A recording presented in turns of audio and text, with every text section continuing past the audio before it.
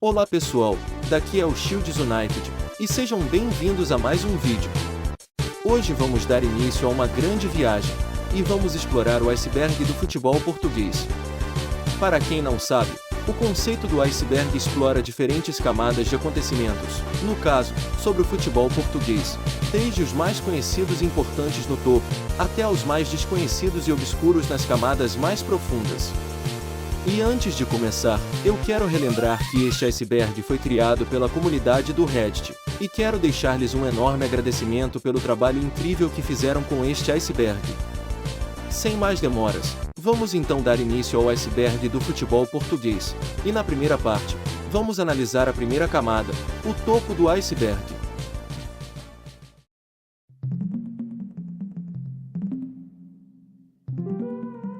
O futebol foi introduzido em Portugal no ano de 1875, por um jovem britânico chamado Harry Hinton, que vivia na Ilha da Madeira. Mais tarde, começou a ser praticado em academias, e levou à fundação de clubes em todo o país. Associações como o Clube Lisbonense, o Grupo Esportivo de Carcavelos, o Esporte Clube Vianense, e muitas outras, foram fundadas para praticar este desporto. No início do século XX, foram criadas as associações de futebol, que organizam os campeonatos dos seus distritos. A Associação de Futebol de Lisboa foi a primeira a ser criada, em 1910, e a Associação de Futebol da Guarda foi a última, em 1940. A primeira competição nacional de futebol foi o Campeonato de Portugal, criado em 1921, sendo disputada por eliminatórias, e sendo a antecessora da atual Taça de Portugal. A primeira edição foi disputada apenas por duas equipas, o Porto e o Sporting. E após 3 jogos, o vencedor acabou por ser o Porto, ganhando por 5-4 no agregado. Esta competição teve 7 vencedores distintos, sendo eles o Porto, o Sporting, o Olhanense, o Marítimo, o Belenenses, o Carcavelinhos e o Benfica. Na época de 1934-1935, o sistema de ligas foi aplicado em Portugal, com a criação da primeira divisão nacional, que contou com 8 equipas. A partir daí, a primeira divisão passou a ser a competição que determina o campeão nacional, e o Campeonato de Portugal ficou extinto, transformando-se na Taça de Portugal que hoje existe.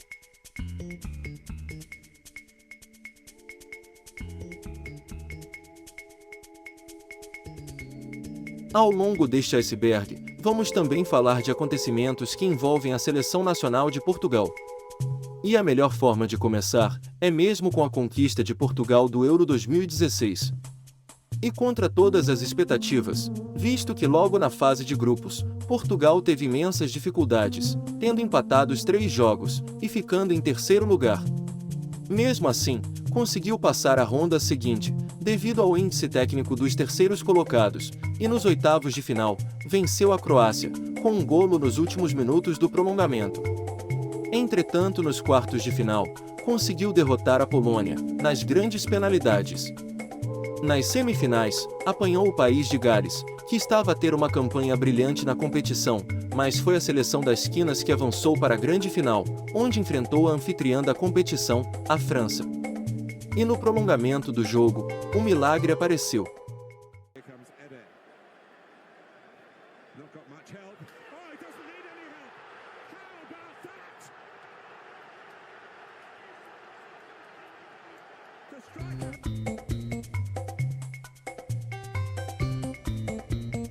O Euro 2004 também foi um marco importante na história da seleção nacional.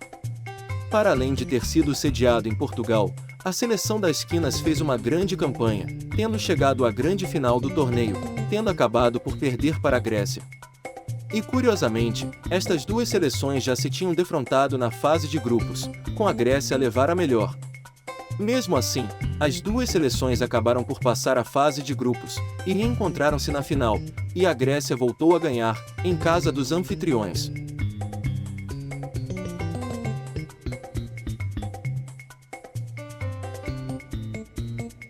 O Benfica é um dos clubes mais decorados de Portugal, e nas competições europeias, nunca é uma equipa que deve ser subestimada. O maior feito das Águias aconteceu nos anos 60, quando se sagrou bicampeão europeu. Na época 1960-1961, o Benfica conquistou a Liga dos Campeões, na altura denominada de Taça dos Campeões Europeus, tendo vencido o Barcelona na grande final. Mas logo na época seguinte, o Benfica voltou a repetir este feito, desta vez derrotando o Real Madrid, num jogo que teve um hat-trick do Puskás e um bis do Eusébio.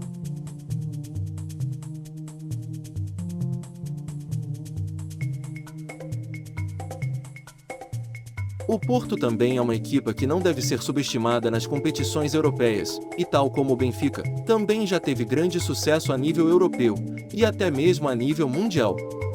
Os Dragões têm 2 títulos da Liga Europa, 2 títulos da Liga dos Campeões, uma Supertaça Europeia, e 2 taças intercontinentais, totalizando 7 títulos de competições internacionais. E apesar de ter menos títulos nacionais que o Benfica, o Porto é o que tem mais conquistas a nível internacional.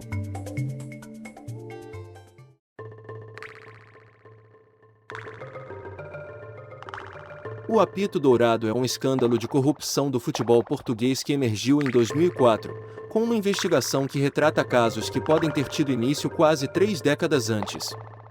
Relacionado com o caso, existe o apito final, um caso que já mencionei aqui no canal, que ditou a despromoção administrativa do Boa Vista. Se quiserem saber mais, podem ver no meu vídeo das despromoções administrativas da Liga Portuguesa.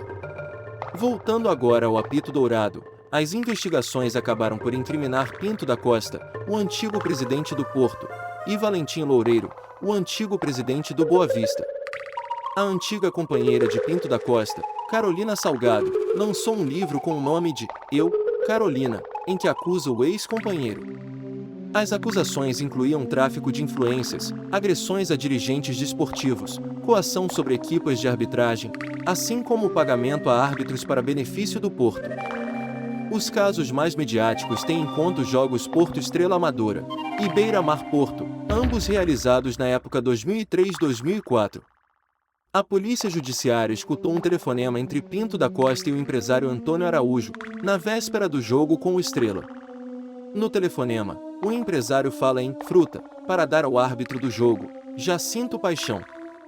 O próprio árbitro acabou por confessar ter recebido ofertas do Porto para manipular resultados de jogos, tendo referido um jogo entre o Benfica e o Moreirense, que não foi investigado no caso. O caso acabaria por ser arquivado, sendo as denúncias de Carolina Salgado e de Jacinto Paixão consideradas insuficientes para provar o conteúdo dos factos alegadamente narrados.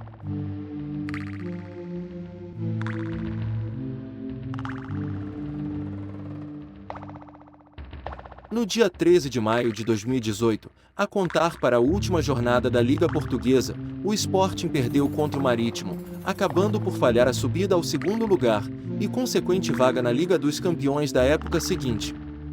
2 dias depois, cerca de 50 adeptos, alguns com ligações à claque Juventude Leonina, invadiram a academia do clube, em Alcochete, e agrediram alguns jogadores e técnicos. O ataque foi associado a um ambiente de tensão criado pela gestão do antigo presidente do Sporting, Bruno de Carvalho, que estava em conflito público com os jogadores, tendo até descrito os jogadores numa publicação como meninos amuados. E apesar de Bruno de Carvalho sempre negar qualquer envolvimento direto com o ataque, foi acusado e levado a julgamento, embora tenha sido absolvido em 2020.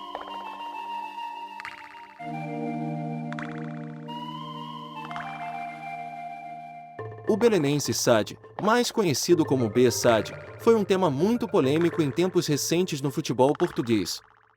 Inicialmente fundado como SAD em 1999, originalmente pertencente ao Belenenses, um acontecimento viu esta SAD tornar-se num clube, ficando com o lugar do Belenenses na Liga Portuguesa. Em causa estava o protocolo sobre o uso do estádio do Restelo, que terminou em 2018. A SAD recusou negociar um novo contrato com o Belenenses, e a partir da época 2018-2019, o Belenenses SAD jogou os respectivos jogos da Liga Portuguesa, adquirindo um novo emblema e um novo nome, enquanto que o Belenenses viu-se obrigado a recomeçar do zero, na terceira divisão distrital de Lisboa, com o apoio da maioria dos fãs e sócios do clube. A B-SAD militou na Primeira Liga Portuguesa até 2022, quando ficou em último lugar na competição, e na época seguinte, ficou em antepenúltimo na Segunda Liga, tendo perdido o play-off de manutenção na competição. Em apenas 2 épocas, foram 2 despromoções para a B-SAD. Na época seguinte, tentou fazer uma fusão com o Cova da Piedade, mas houveram problemas na conclusão da fusão, e os 2 clubes decidiram separar-se por mútuo acordo. Após o veto da fusão, a B-SAD teve de recomeçar do zero, na 2ª Divisão Distrital de Setúbal. No dia 25 de setembro de 2024, foi anunciada a fusão da B-SAD com o Portalegrense, dando assim um ponto final à sociedade como integridade própria, pelo que agora pertence ao Portalegrense, sob o nome de Esportivo Portalegrense SAD.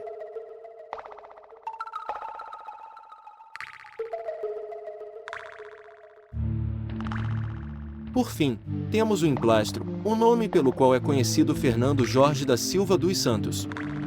Este senhor é um adepto de futebol português que se tornou um fenômeno nacional por frequentemente se insinuar no enquadramento de emissões televisivas, ao colocar-se atrás de repórteres ou entrevistados, em direto. A sua notabilidade fez com que fosse convidado para programas de televisão, nomeadamente o Hermann Sick, e chegou a aparecer num episódio do programa Ridiculousness da MTV. Assim concluímos a primeira camada do iceberg do futebol português. No próximo vídeo, iremos analisar os acontecimentos da 2ª camada do iceberg, a superfície. Por hoje é tudo, espero que tenham gostado. Fiquem bem, e até a próxima!